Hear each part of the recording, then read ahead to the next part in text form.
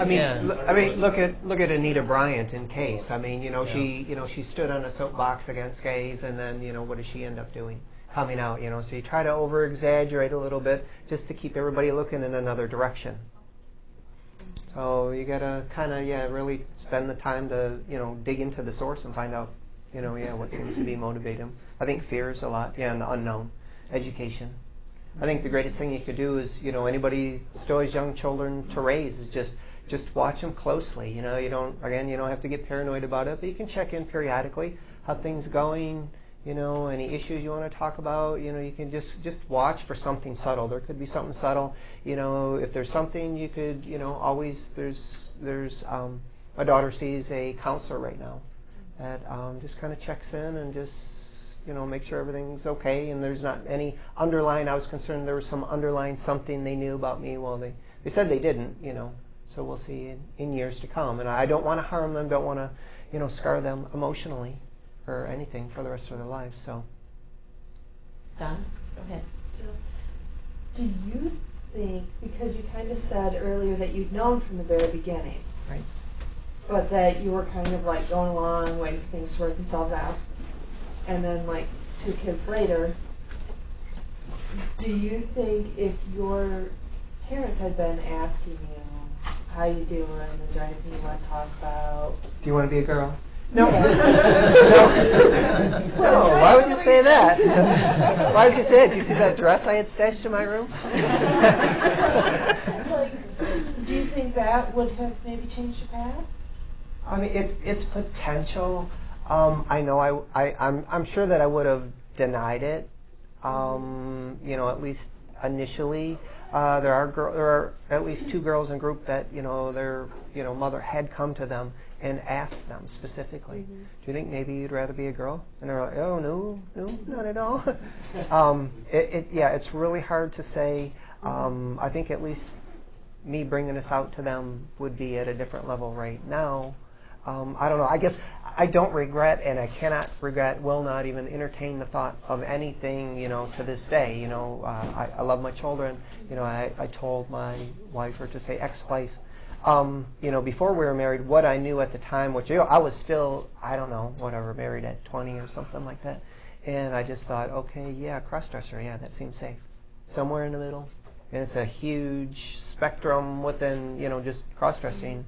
Even though I, being younger, I'd go to sleep and figure, okay, I'll wake up and I'll be where I'm supposed to be.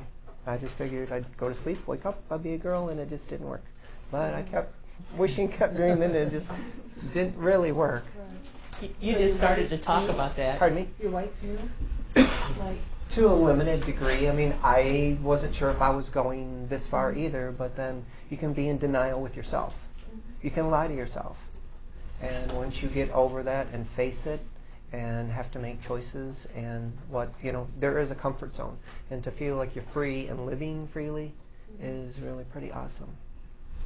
She's supportive? Yes, yeah, right now, yeah. She's got a committed relationship. I like her boyfriend. So he's a very nice guy, and it's just strange, she's going to have, a boyfriend that comes into a situation like this, and he's okay with it. So if you're confident enough in yourself, then it shouldn't be a problem.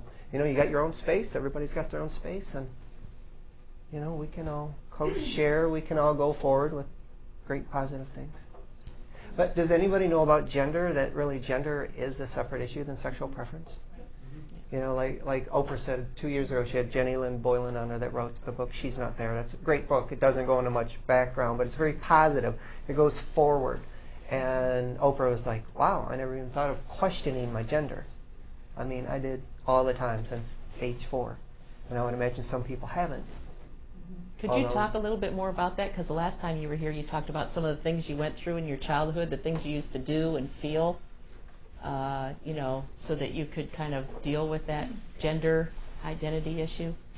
Do you remember talking about clothing and doing that and waiting for... I used to hide and dress all the time as much as I could. And by age 14, when it came to definitely surface, and I kept waiting. Okay, go away. All right. This is a process. It's not going away. You think I had enough to say intellect to recognize that, but I couldn't seem to express myself. I don't know. It's just some kind of inner sense. But it would be, time for the family to go away. I got a cough. I'm not feeling good. I think I'm going to be sick. So I'll stay home.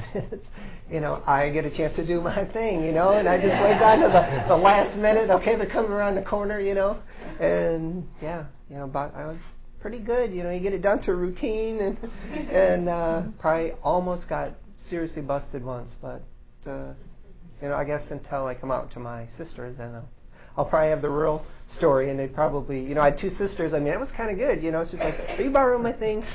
And it's just like, you had to be, and I'm thinking. So when you say your routine, you'd go and use, wear your sister's clothes, put them on.